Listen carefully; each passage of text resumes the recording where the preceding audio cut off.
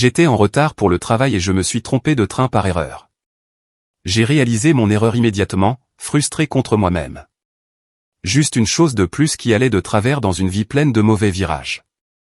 Je me suis assis, résigné à attendre la prochaine gare.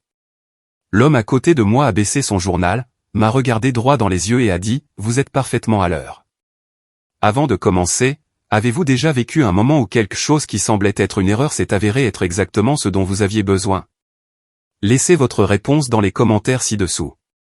Et si vous aimez les histoires de synchronicité, de quête de sens et de confiance dans le timing de l'univers, veuillez vous abonner pour ne pas manquer notre prochaine histoire. Maintenant, laissez-moi vous ramener au matin où tout a changé. Je travaillais comme spécialiste des ventes pour une entreprise de technologie, démarchage téléphonique, présentation de solutions logicielles, atteinte des quotas. Le salaire était correct. Le travail était démoralisant. Chaque matin, je me réveillais avec un sentiment d'angoisse. Chaque soir, je rentrais chez moi épuisé de faire semblant de m'intéresser au taux de conversion et aux objectifs trimestriels. Chaque week-end, je me disais que je commencerais à chercher autre chose, quelque chose qui ait du sens. Mais je ne le faisais jamais. Il y a 3 semaines, ma petite amie, Chloé, avait mis fin à notre relation de 2 ans.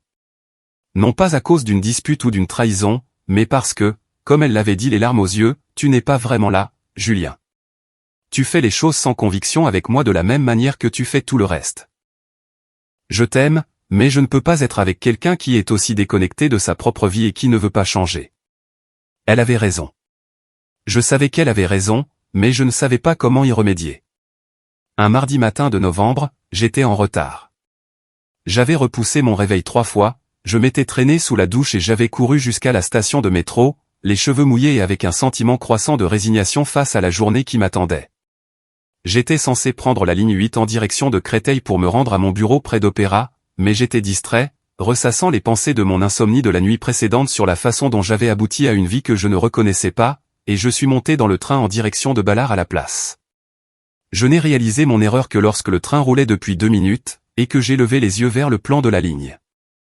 Mauvaise direction. Complètement fausse. Merde, ai-je marmonné en m'affalant sur mon siège. Bien sûr, juste une chose de plus qui allait de travers. Un exemple de plus de ma capacité à ne même plus faire les choses les plus simples correctement. Le train était relativement vide, juste quelques autres navetteurs dispersés dans la voiture. J'étais assis près du milieu, à côté d'un homme plus âgé, d'une 60aine d'années. Il était bien habillé d'une manière qui suggérait un succès discret plutôt que l'ostentation, un beau manteau, propre, mais pas tapa accent grave-l'œil, lisant un journal avec des lunettes de lecture perchées sur son nez. J'ai sorti mon téléphone pour envoyer un texto à mon manager pour lui dire que je serais encore en retard. Alors que je tapais, l'homme à côté de moi a baissé son journal et a parlé. Vous êtes parfaitement à l'heure. J'ai levé les yeux, confus. Excusez-moi. Il me regardait droit dans les yeux avec une expression à la fois gentille et pleine de savoir. Vous pensez vous être trompé de train, mais ce n'est pas le cas. J'ai cligné des yeux. Je suis désolé. Est-ce que je vous connais? Non, mais moi, je vous connais. Il y avait quelque chose dans son ton, ni menaçant ni fou, mais calme et certain, qui m'a fait marquer une pause au lieu de le rejeter immédiatement comme un étrange inconnu du métro. Je vais juste à la prochaine station pour changer de train. Je suis en retard au travail. Un travail que vous détestez, a-t-il dit. Ce n'était pas une question. Je l'ai dévisagé. Comment? Vous êtes spécialiste des ventes. Vous êtes bon dans ce domaine parce que vous êtes doué pour lire les gens et leur dire ce qu'ils veulent entendre, mais vous détestez ça parce que ça vous semble vide, parce que vous vouliez être enseignant, mais vos parents vous ont dit que l'enseignement ne payait pas assez. Et maintenant, vous êtes malheureux. Mon cœur battait la chamade. Je n'avais jamais parlé à personne de mon désir d'être enseignant, pas même à Chloé. C'était un rêve que j'avais enterré à 18 ans, quand mon père m'avait pris à part et m'avait expliqué, graphique et comparaison de salaire à l'appui, pourquoi l'éducation était une bonne idée mais pas une carrière viable. Qui êtes-vous? Ai-je demandé, ma voix à peine plus qu'un murmure. Quelqu'un qui a été exactement là où vous êtes, a-t-il dit. Vous avez rompu avec Chloé il y a 3 semaines. Pas parce que vous ne l'aimiez pas, mais parce que vous saviez que vous ne viviez pas la bonne vie, et qu'elle méritait mieux que la moitié de vous, la moitié de quelqu'un qui n'était même plus sûr de qui il était. J'ai eu l'impression d'avoir reçu un coup de poing. C'était exactement la raison pour laquelle j'avais laissé Chloé partir. Je m'étais dit que c'était mutuel, que nous nous étions éloignés. Mais la vérité était plus sombre et plus douloureuse. Je ne pouvais pas lui offrir une vraie relation parce que je n'étais plus une vraie personne. J'étais juste quelqu'un qui faisait les choses sans conviction, atteignait des objectifs, survivait plutôt que de vivre. Comment savez-vous ces choses? Ai-je exigé. Il a souri doucement. Il y a 30 ans, j'étais assis exactement là où vous êtes assis, perdu dans le mauvais train, et quelqu'un m'a aidé à retrouver mon chemin. Il a mis la main dans la poche de son manteau et en a sorti une petite enveloppe. Il y a une adresse ici. Quand nous arriverons à la prochaine station, vous allez descendre de ce train et vous y rendre. Cela va vous paraître aléatoire. Vous allez avoir des doutes, mais croyez-moi, c'est exactement là où vous devez être. C'est de la folie. Je ne vous connais même pas. Je ne vais pas me rendre à une adresse au hasard.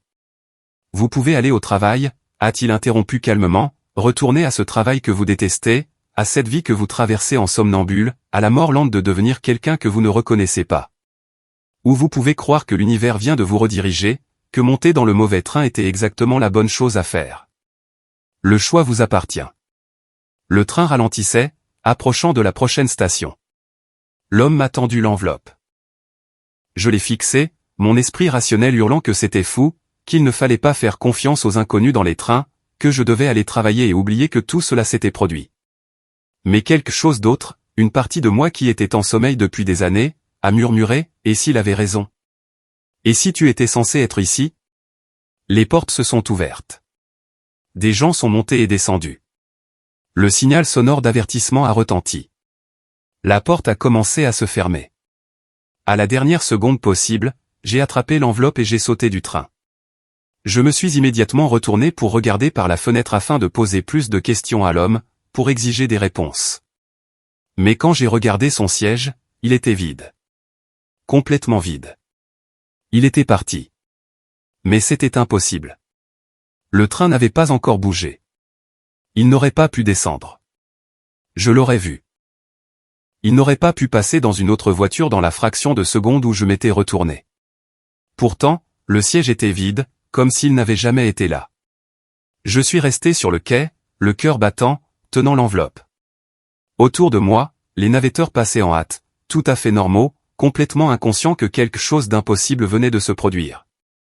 Les mains tremblantes, j'ai ouvert l'enveloppe.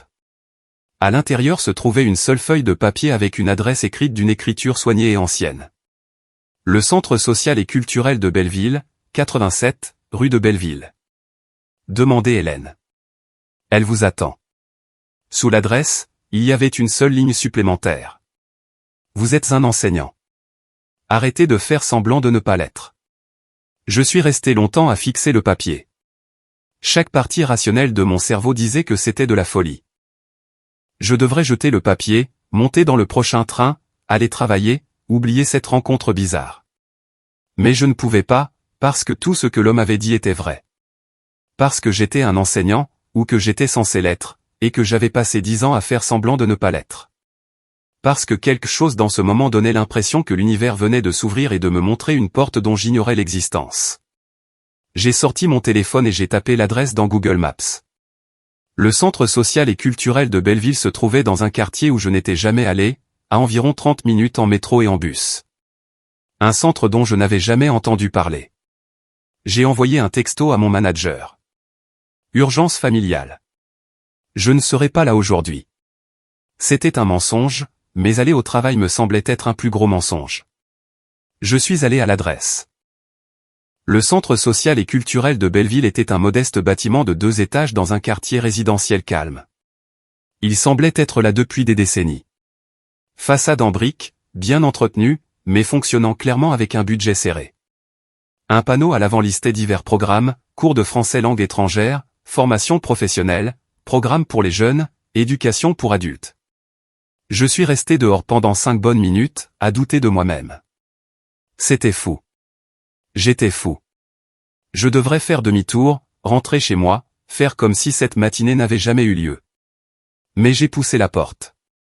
À l'intérieur se trouvait une petite zone d'accueil avec des meubles usés mais propres et des tableaux d'affichage couverts d'annonces locales. Une femme d'une quarantaine d'années était assise à la réception, tapant sur un ordinateur. « Je peux vous aider ?» a-t-elle demandé en levant les yeux avec un sourire amical. « Je cherche Hélène » ai-je dit, la voix incertaine. « Hélène Lambert. Elle est dans la salle 3. Elle vient de terminer son cours de littérature du matin. Elle devrait finir maintenant. Au fond de ce couloir, 3e porte à gauche. Merci. » J'ai marché dans le couloir sur des jambes qui semblaient déconnectées de mon corps. C'était réel. L'endroit était réel. Hélène était réelle. Que se passait-il? J'ai atteint la salle 3 et j'ai regardé par la petite fenêtre de la porte. À l'intérieur, une femme d'une cinquantaine d'années parlait à un petit groupe d'adultes, peut-être 8 personnes d'âge variés, assises à des tables avec des livres et des papiers devant elles. Le cours semblait se terminer. Les gens rangeaient leurs affaires, la remerciaient et se dirigeaient vers la porte. Je me suis reculé pendant que les étudiants sortaient, hochant poliment la tête en passant. Puis la femme à l'intérieur, vraisemblablement Hélène, a levé les yeux et m'a vu à travers la fenêtre. Elle a souri et m'a fait signe d'entrer. « Je peux vous aider? Êtes-vous Hélène Lambert? » « C'est bien moi. »« Et vous êtes Julien Dubois. »« Quelqu'un m'a dit de venir ici pour vous demander. »« Il a dit que vous m'attendiez. » L'expression d'Hélène est passée de amicale à curieuse. « Je vous attendais? »« Je suis désolé, je pense qu'il y a peut-être une confusion. Je n'attendais personne aujourd'hui. J'ai sorti le papier, lui ai montré l'adresse. Quelqu'un m'a donné ça dans le train. Il a dit. Il a dit que vous m'attendiez. » Hélène a pris le papier, l'a étudié, le front plissé. « C'est mon écriture, mais je n'ai pas écrit ça. » « Du moins, je ne m'en souviens pas. » Elle a fait une pause, m'a regardé plus attentivement. « Êtes-vous enseignant? » « Non, enfin, je voulais l'être, mais je suis dans la vente maintenant. »« Vente de logiciels. »« Mais vous vouliez enseigner, » a dit Hélène. Ce n'était pas une question, mais une affirmation. « Oui, j'ai même suivi quelques cours à la fac. »« Mais vous avez ce regard, le regard de quelqu'un qui ne fait pas le bon travail. » Elle a fait un geste vers la salle de classe désormais vide. « C'est notre programme d'alphabétisation et d'éducation pour adultes. Nous enseignons la lecture, l'écriture, les mathématiques de base, la préparation au DAE. C'est entièrement basé sur le bénévolat. Nous ne pouvons pas payer beaucoup, juste une petite allocation pour les coordinateurs.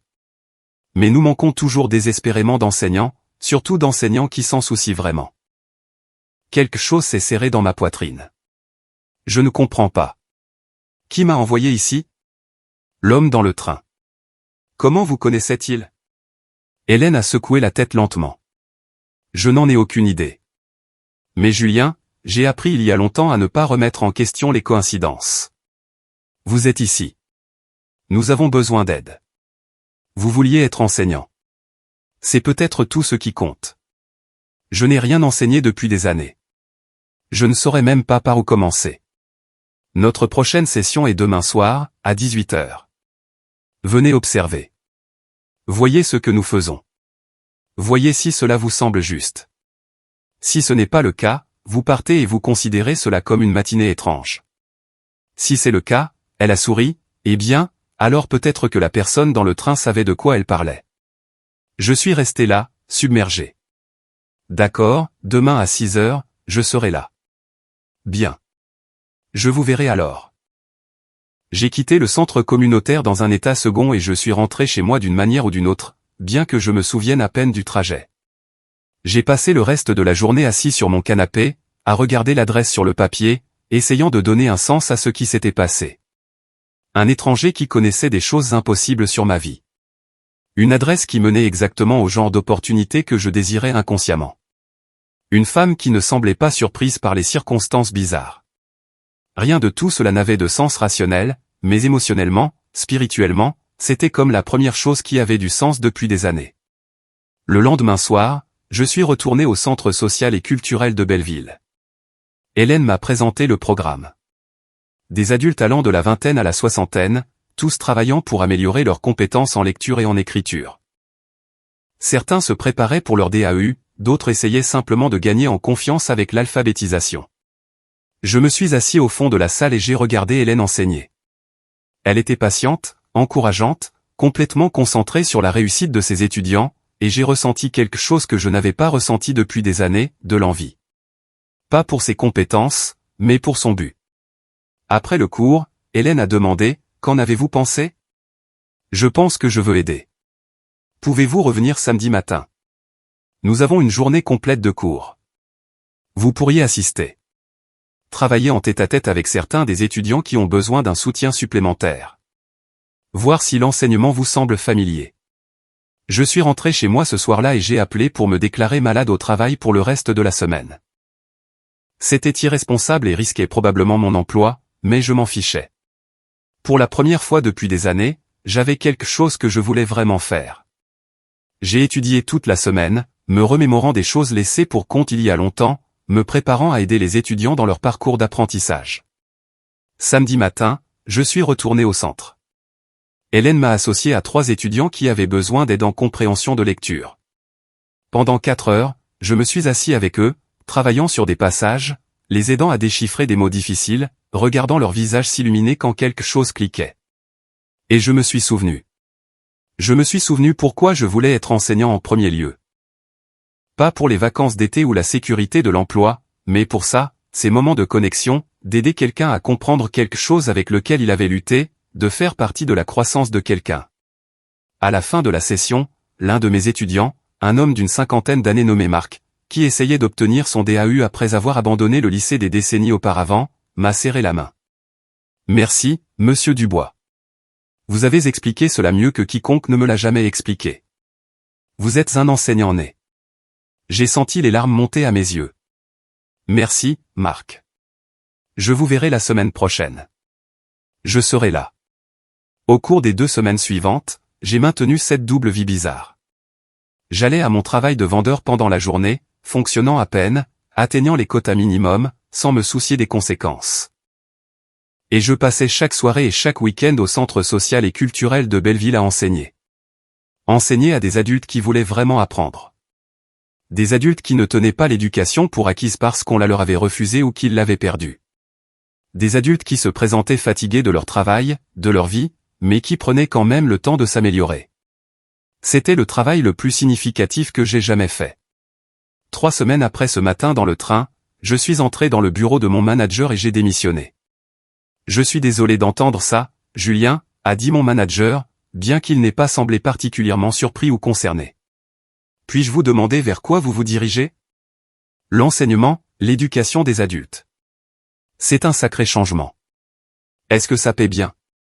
Non, mais ça paie assez. Ça payait assez, à peine.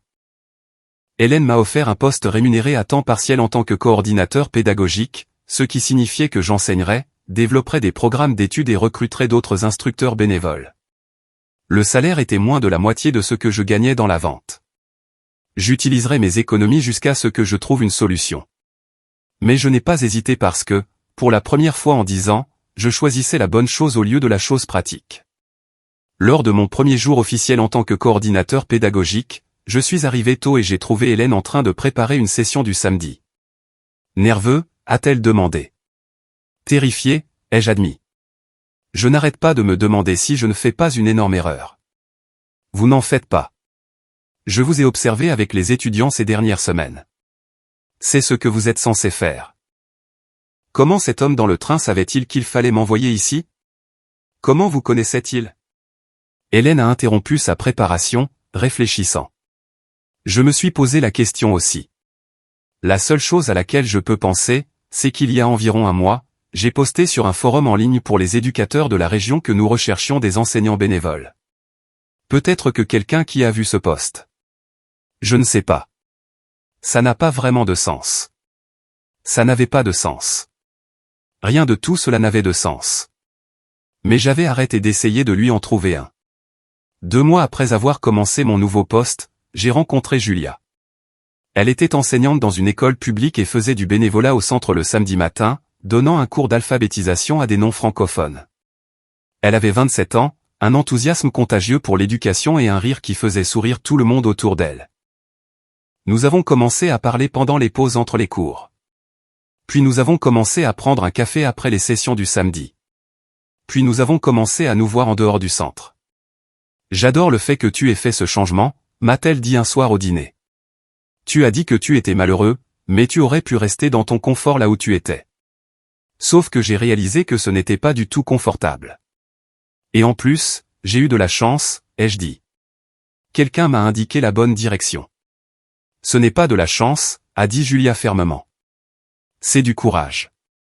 La chance t'a donné l'information. Le courage t'a fait agir en conséquence. Peut-être qu'elle avait raison.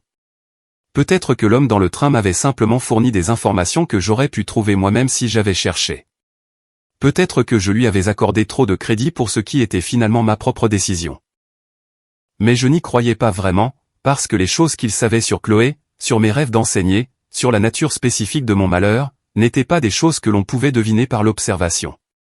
C'étaient des choses que l'on ne pouvait savoir que si on les avait vécues soi-même. 6 mois après ce matin où je suis monté dans le mauvais train, j'étais assis dans un café près du centre social et culturel de Belleville, en train de réviser les plans de cours pour la semaine suivante. J'étais vraiment heureux. Pas parfait. J'avais des difficultés financières, je m'inquiétais pour mes étudiants, je remettais parfois en question mes décisions, mais j'étais vivant d'une manière que je ne l'avais pas été depuis des années. J'ai levé les yeux de mon ordinateur portable et je l'ai vu, l'homme du train, faisant la queue pour commander un café, exactement comme il était ce matin-là. Même manteau, même attitude calme, comme si le temps ne s'était pas écoulé. Je me suis levé d'un bond de ma chaise et j'ai traversé le café en 4 grandes enjambées. Vous. J'espérais vous revoir. Il s'est retourné, a souri, comme s'il m'attendait. Bonjour, Julien. Vous avez l'air bien. Comment saviez-vous? Comment connaissiez-vous le centre social et culturel de Belleville? Et Hélène? Comment saviez-vous que c'était là que je devais être? Il a pris son café au comptoir, a fait un geste vers une table vide. Nous nous sommes assis. Parce qu'il y a 30 ans, a-t-il commencé, j'étais exactement là où vous étiez, perdu, malheureux, dans le mauvais train, littéralement, et un étranger s'est assis à côté de moi et m'a dit des choses sur ma vie que je n'avais jamais dites à personne. Et il m'a donné une adresse qui a tout changé. Alors, vous passez le relais, ai-je dit. Vous rendez l'appareil ou quelque chose comme ça. Quelque chose comme ça. Quand je vois quelqu'un au bon moment du changement, à l'intersection du mauvais train et du bon timing, je l'aide à se rediriger. Pas tout le monde, remarquez, seulement ceux qui sont prêts à voir. Ceux qui ont atteint le point où ils descendront réellement du train au lieu de me prendre pour un fou. Mais comment saviez-vous ces choses sur moi, sur Chloé, sur le fait que je voulais être enseignant? Il a souri. Je suis très attentif.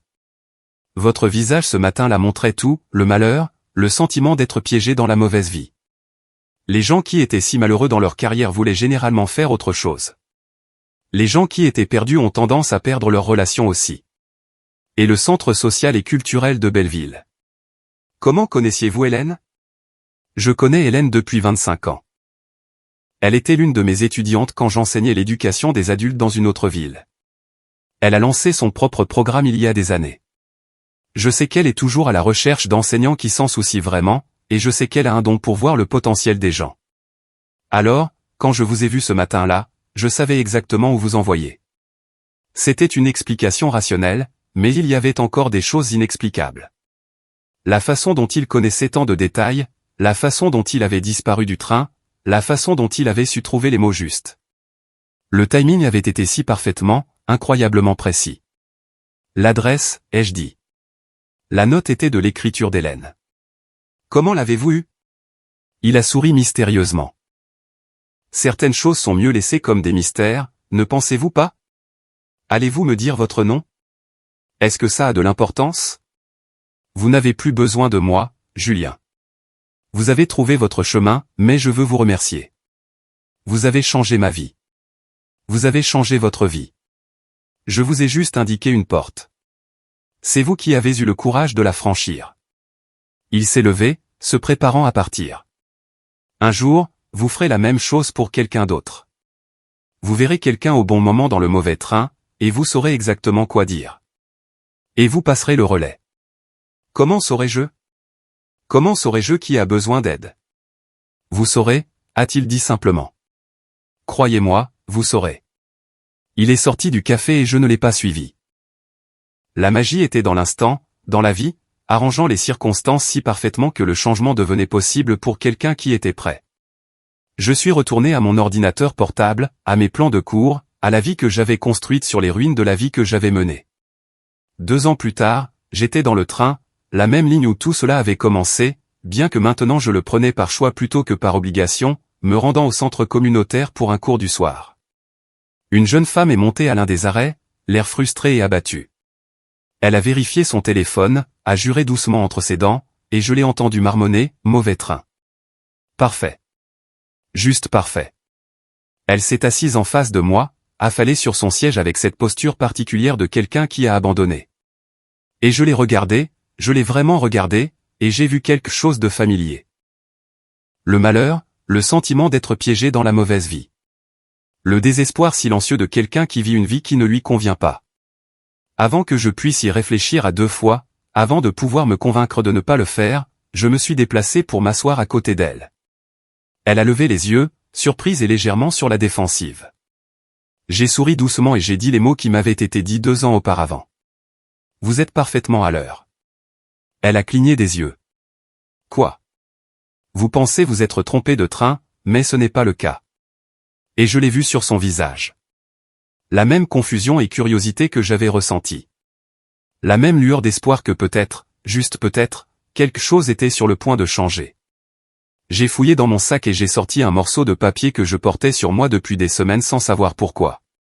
J'y ai écrit une adresse. Pas le centre social et culturel de Belleville, mais un autre endroit. Un endroit où je savais qu'elle devait être en me basant sur ce que je voyais sur son visage, dans sa posture, et la qualité spécifique de son malheur. Quand nous arriverons à la prochaine station, ai-je dit en lui tendant le papier, vous allez descendre de ce train et aller ici. Cela va vous paraître aléatoire. Vous allez avoir des doutes, mais croyez-moi, c'est exactement là où vous devez être. Le train ralentissait. La femme regardait le papier, me regardait, clairement partagée entre penser que j'étais fou et vouloir désespérément croire que j'avais raison. Les portes se sont ouvertes. Elle a hésité.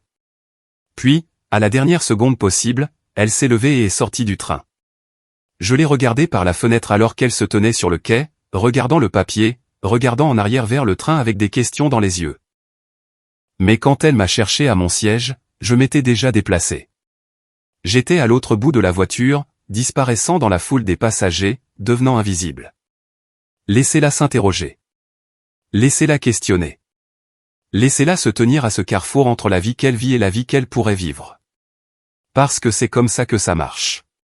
C'est comme ça que le changement se produit. Pas par des réponses, mais par des questions parfaitement synchronisées. Par des mauvais trains qui sont en fait les bons. Par des étrangers qui apparaissent exactement quand on en a besoin et disparaissent avant qu'on puisse les expliquer. L'univers ne nous donne pas ce que nous voulons. Il nous donne ce dont nous avons besoin, déguisé en erreur, en accident, en mauvais virage qui nous mène exactement là où nous sommes censés être. Je suis monté dans le mauvais train ce matin-là, il y a 2 ans, et ce fut la meilleure erreur que j'ai jamais faite car elle m'a appris que parfois la mauvaise direction est exactement la bonne. Parfois, se perdre est la façon dont nous nous trouvons. Et parfois, un étranger qui sait des choses impossibles est juste l'univers portant un visage familier, nous rappelant que nous ne sommes jamais aussi perdus que nous le pensons. Nous sommes toujours parfaitement à l'heure. Nous devons juste être assez courageux pour y croire. Avez-vous déjà vécu un moment où quelque chose qui semblait être une erreur s'est avéré être exactement ce dont vous aviez besoin? Partagez votre histoire dans les commentaires ci-dessous. Si cette histoire sur la synchronicité, la quête de sens et la confiance dans le timing de l'univers a touché votre cœur, veuillez cliquer sur le bouton j'aime et vous abonner pour plus d'histoires significatives chaque jour. N'oubliez pas de cliquer sur la cloche de notification pour ne jamais manquer notre prochain récit inspirant. Merci d'avoir regardé et à la prochaine.